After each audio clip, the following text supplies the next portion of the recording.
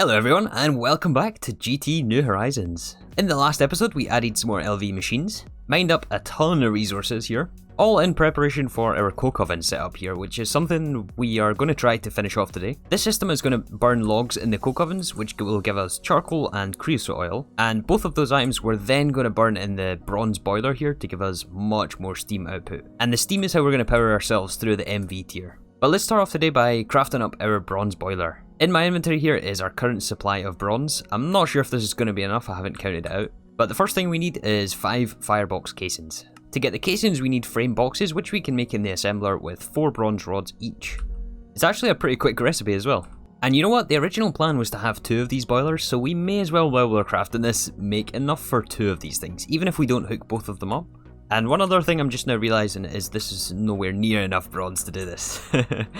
Fortunately though, we do have a lot of cassiterite sand and impure piles of tetrahedrite here, which is tin and copper. 2 of the things we need to alloy here together to make bronze. Actually, hold on, can we just smelt this straight as impure piles?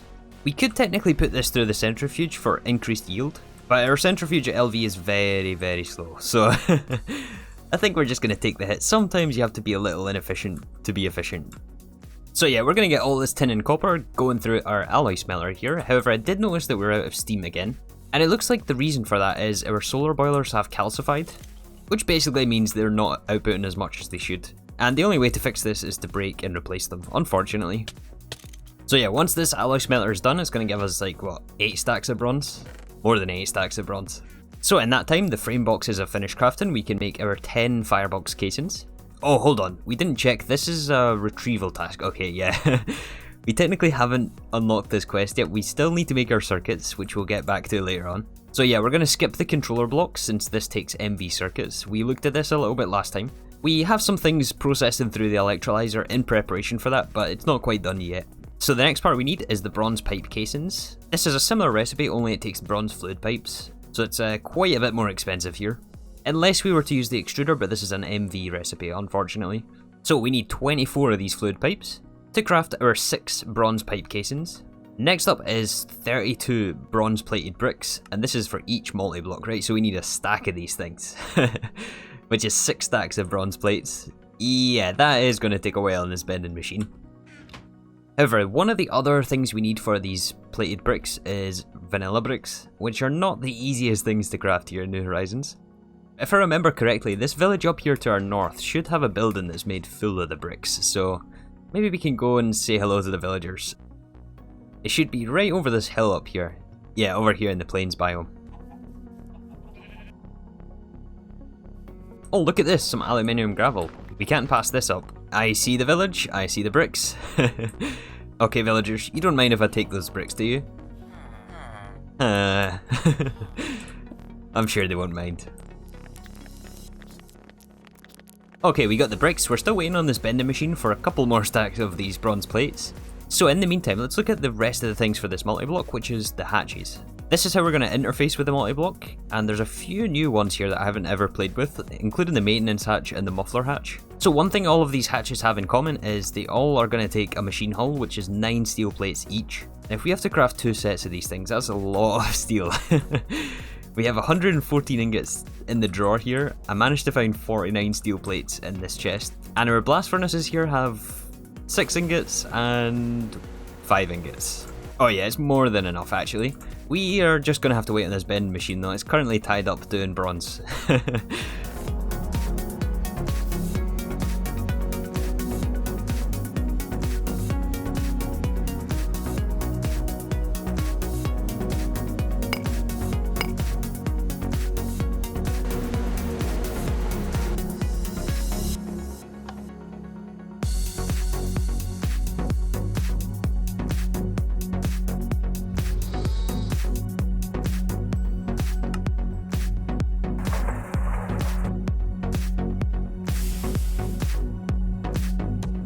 Alright, I've been doing a ton of crafting here, and I think we have our multi-block.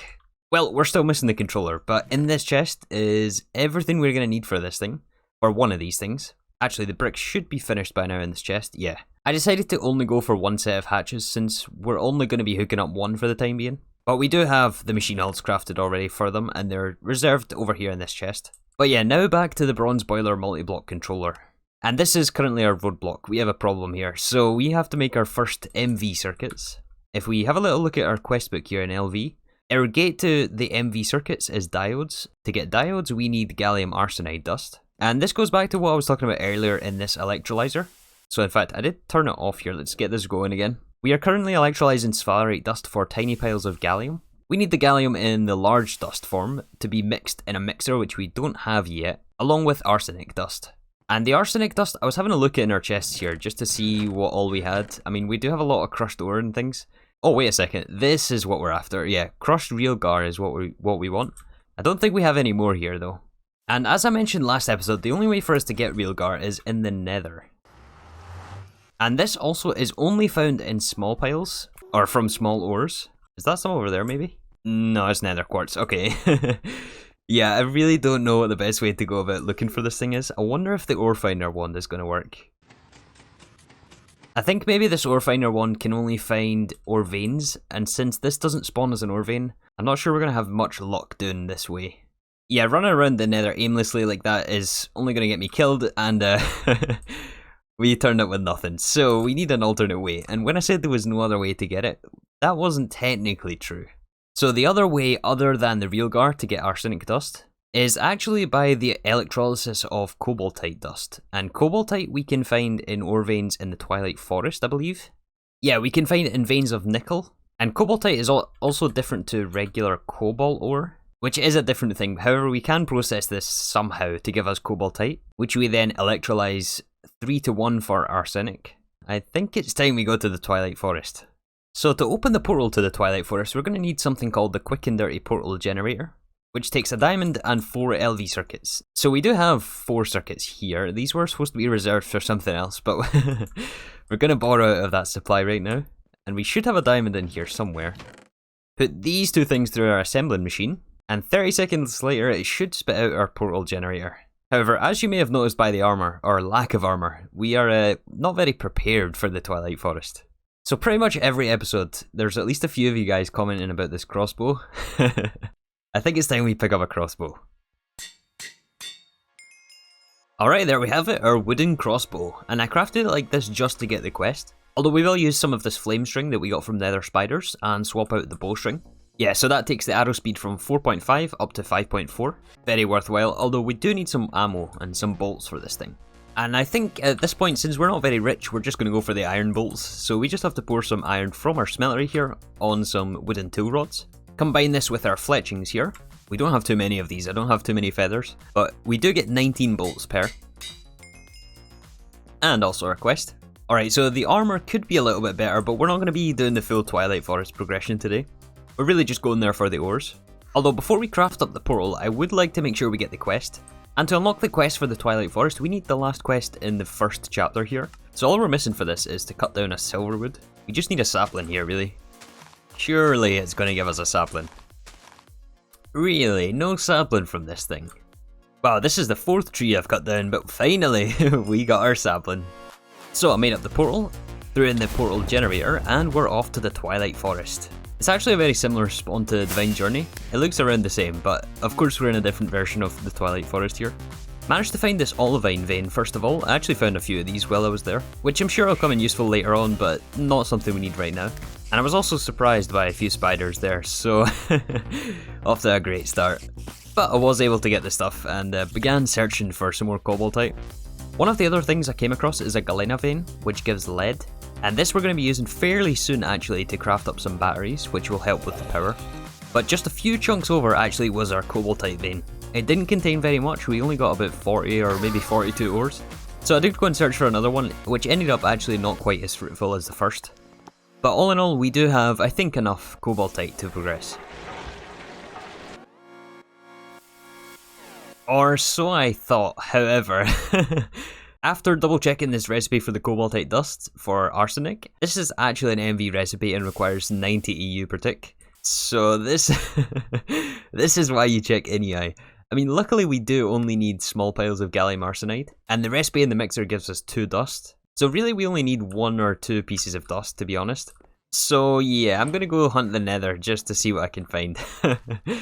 I mean, we still need to go to the Twilight Forest eventually. We need it for progression, so it wasn't a complete waste. But yeah, check NEI is the lesson learned here. So I was in the nether for a good 30, maybe 40 minutes, came up with absolutely nothing, so I'm going to have to go back at a later stage. However, we do have the 2 dusts that we can use in this brand new mixer here. And our lack of dust here means that we can definitely only do one of these boilers right now. But there is 2 gallium arsenide dust. I believe we also get 1 for the quest as well. Oh, we get a choice. Yeah, we're definitely going to pick up the arsenic dust. Well, yeah, these we want to convert to small piles. So this gives us 8 dust, which equates to 16 diodes. Plus we have another dust here, and we do have a spare gallium. So we can effectively get 20 diodes out of this. We only need 8 for the quest. So since it was a blood moon right there, I've taken the time while I was AFK here, just hiding, and written out a little list for us. And the list is as follows. We have to craft 11 LV circuits, 2 LV conveyor modules, 1 LV emitter, 1 LV robot arm, a spare machine hull, and 6 MV circuits, along with all the parts that go with that. So yeah, I've got a couple of hours of crafting ahead of me, I think. I think we do have all the materials for it though, it's just a matter of putting it all together and processing everything. Hopefully I don't get eaten with the residual mobs that are out here. Oh, the gravity creepers. Oh no. I hope the grave wasn't destroyed. Alright, back to crafting.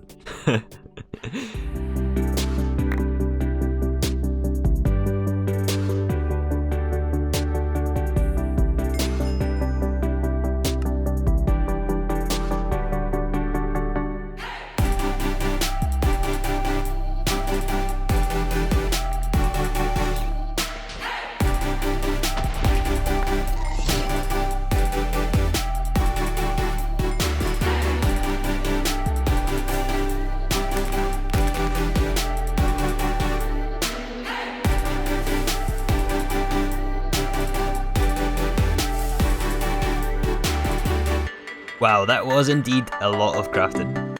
However, the result of all of that crafting is 4 MV circuits right here. And a request. And you may have noticed there that I was also in the nether. That was to pick up the Certus quartz vein to unlock these 2 quests to be able to craft the emitter, which takes some brass. We haven't made brass yet, but I did actually find this in a Thaumcraft chest. So we made up some brass rods, combined that with the Certus quartz, 2 more circuits to give the emitter. And we used the emitter and the robot arm to craft this circuit assembling machine, which as you can imagine is an assembler specifically for the circuits. Oh, and applied energistic storage components it looks like. But yeah, if we check the recipe here for the MV circuit, there's a lot of different recipes here. Which one is it even? Aha, yeah, this one here. Inside the circuit assembler, we can just use 2 LVs rather than 3 it would take in the regular crafting recipe. And the order that I crafted these MV circuits actually does matter. So I made up 2, which was enough for the basic circuit assembling machine, and then made the other 4 in the circuit assembler to save on the LV ones. So thank you, King, in the comments of the last video, I do appreciate that little tip. Let's pick up the assembler for the quest though. There it is. So coming back to our bronze boiler here, we now have the circuits available to craft the controller. We just need an extra firebox casing. And there we have it, our controller block. And by now we should have also unlocked the quest. We did, we just have to hold all of these items, I guess. It's time to get more steam. Indeed. So we've still got a few more preparations to do before we can start setting this thing up. As you can see here, the quest does give us a warning that the boilers must contain water at all times while active. Otherwise we've got an explosion on our hands, and that's definitely not something we want here.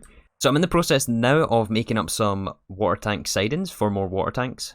But now that we have the assembler, we can use some refined glue, wood frames and iron rods to create the water tank sidings, rather than this expensive recipe here using sticky resin.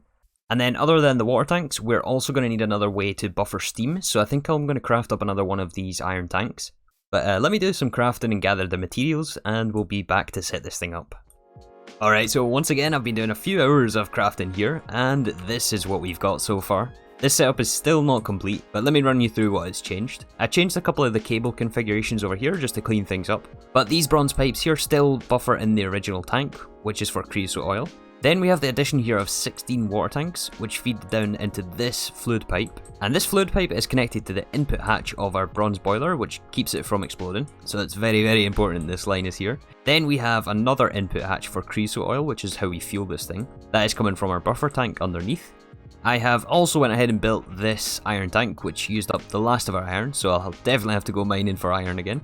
But I wanted to leave quite a bit of space for this, as I think we'll be upgrading this steam buffer in the future. And we also still have to hook up the pipe between the output hatch here and the valve on the tank. The other two things we're missing for this setup is some redstone logic to be able to control this large bronze boiler. However, I've just now realised that's going to take a couple of extra LV machines, so maybe we won't get that today. And we also have to deal with the input bus, which is for item input. This thing is going to take in our charcoal as a secondary fuel source if we ever run out of creosote oil. However, before we send it into the boiler as fuel, we're going to actually compress it first of all. I think this should be a quest, yeah. And if we're going to have machines over there, of course we're going to need some way to power it, which is what this craft here is for. So we are just missing 2 steel gears for this craft actually, it looks like it just finished. And this will give us a combustion generator. We are also going to need another conveyor to pull from the drawer, and some tin item pipes to move some things around. Man, I wish we had some Ender IO conduits by now. I think it's still going to be a while before we can get access to those though. Alright, so what we're going to do here is set up our compressor.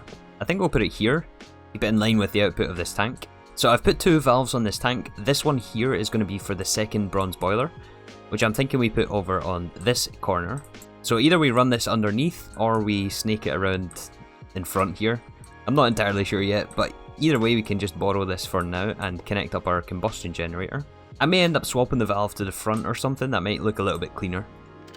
But yeah, as you can see here, this is getting the creosote oil, which is combusting down into EU, which should be powering this compressor. I think what we'll then do is automatically output to the drawer above, and then we just have to send the charcoal in here, so I think we're going to do that underneath actually. And what I'm thinking for all of these future more permanent setups, I'm not going to call this super permanent because I'm not sure exactly what the effects on pollution is going to be, which is something we still haven't talked about in depth actually. But yeah, I'm thinking of actually putting basements under here and having dedicated spaces for wiring. So the exact route of this wire may change, but for now we're just going to hook it up like this. We will need our conveyor module on the drawer. Set this to, I think, import. Oh yeah, look at that, we're compressing. So this should give us blocks of charcoal. Oh, that is a weird texture, but it is indeed blocks of charcoal. But this should be way more efficient when we send this into the input bus. But yeah, now we just have to distribute it between, well, the 2 future bronze boilers that's going to be here. So actually, I think what we're going to do is move this drawer over to the right hand side, and then flip this around. Replace our floor here. And we'll also need 1 more conveyor on the drawer to pull from the drawer and then into the input bus. Maybe? I don't know. Do we have this on the wrong setting maybe? There we go. And you know what, now that we've got this set up, I may actually move this iron tank over to this side, and then just keep this whole side of the chunk free for maybe like a walkway or something. We're also going to save on pipes if we do that as well, if we stick the other boiler right here instead. So of course we don't have the redstone hooked up yet, or the proper fluid pipe for this, but I really just want to get this thing going. So something new that I haven't ever played with is this maintenance hatch, which I believe is actually included in pretty much all of the Gregtech multi-blocks. And you can see in the tooltip here that it has problems apparently. To fix those problems, we've got screws loose, pipes loose, something is stuck, platings are dented, you get the idea. We basically just have to click each tool in this maintenance hatch to repair it. Problems should go away once we get all of the correct tools here.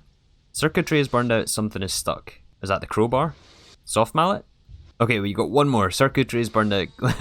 Which tool is it supposed to be? Nothing ever goes so smoothly in Gregtech, does it? So it turns out that we need something called the soldering iron, which as you can see here fixes burned out circuits. To craft this thing though, this comes back to our lithium batteries, which takes lithium dust. And the lithium battery quest is all the way over this side of the LV tree, so we have got all of this to do first of all. But this is good, we need the batteries anyway, so it's going to delay getting our boiler up and running, but this is going to be a worthwhile detour. Speaking of detour, where is this cryolite vein? There it is, there. Alright, so I finished doing some mining in the Twilight Forest, and I was trying to sort out all of our stuff here. I've actually managed to stay relatively organised with this new storage solution we got set up on stream. I mean, things actually have their proper place, it's just, I mean, besides this chest, this could do with a little bit more sorting. We really just don't have enough space yet, especially for some of these impure dusts. So we are going to craft up another gold chest. I was going to say here just to get the quest, as when we crafted these before we didn't have the quest for the iron chests. But it looks like I didn't actually pick up the gold screw, so... Oh, this quest book has gotten me so many times. Then we get a choice reward for the iron to gold chest upgrade, and we can upgrade this impure chest without ever having to break it. So the whole reason we went back to the Twilight Forest was to pick up some lead from Galena. This is going to be for the batteries themselves, or the battery hulls, which we need battery alloy for. And battery alloy is an alloy between lead and antimony. So the antimony, we should have some dust here somewhere. One dust, we have one antimony. Well, the antimony comes from stibnite, and stibnite is found in sulfur veins, so we should actually have quite a bit of that. Yeah, we have over a stack. Let's go get this processed. Alright, at least most of the lead is finished processing. And I believe the quest wants this in dust form, so we'll have to wash it through our cauldron here. A lead about a lead that leads to lead, I believe is what that says. And some of the antimony for now, I'm just throwing through the furnace. We only need a little bit of this. Then we throw both of these things through the alloy smelter, and it looks like it's 4 to 1. We may as well do it all. I mean, let's just make tons of battery alloy. We're going to be using it in the future anyway. 25 seconds per recipe. Nothing new here. This is New Horizons, of course. So I think this video is going to end up out quite late, actually. But I wanted to ask you guys if you'd prefer more frequent videos or less frequent with more progression. Let me know in the comments section either way. It's still going to equate to around the same playtime. I mean, the last few videos have been approaching the 20-hour mark for me, which is kind of crazy, but I mean, I'm having a blast in this pack. But yeah, once we have our battery alloy, we make this into plates, and then craft this into battery hulls. But these are not the completed batteries. Nothing's ever that simple. We have to actually fill these. And there's a few different ways we can, well, I think we have to use the cannon machine, but we can either make cadmium batteries, sodium batteries, lithium batteries, which is what we want, or electrotene batteries. But yeah, the one we're after is the lithium, which requires lepidolite, I think. And the lepidolite ore is found, I hope I'm saying that right, that sounds so weird. But it's found in amongst the salt vein, which I mined out when I was trying to cook all that food for the axe. But it seems that it may be a bit lower down in the vein. Maybe? Was this salt vein just really this small? Huh, maybe it actually was. Well, in that case, I think I'm going to have to find a new one then. Yeah, this dirt here is just the surface level actually, we're only a few levels below the grass. And as far as I can remember, this is the only one we've actually found so far. So I think that means it's a good point to wrap up this episode. I've got a lot more crafting to do before next time. But we are making some slow and steady progress through the LV tab here. We managed to get our first MV circuit, craft up the circuit assembling machine, and we have almost fully fleshed out the steam system. It still needs some aesthetic work, which we're going to be working on fairly soon actually. And then once we have the tank of steam, we're also going to be overhauling our machines. Like, I want all of this gone. We need a new machine processing room, which I'm thinking about putting right around this area here. But anyways, with that is going to do us today. Let me know about the frequency of videos, but thank you guys for watching, and I'll see you all soon for some more Gregtech New Horizons.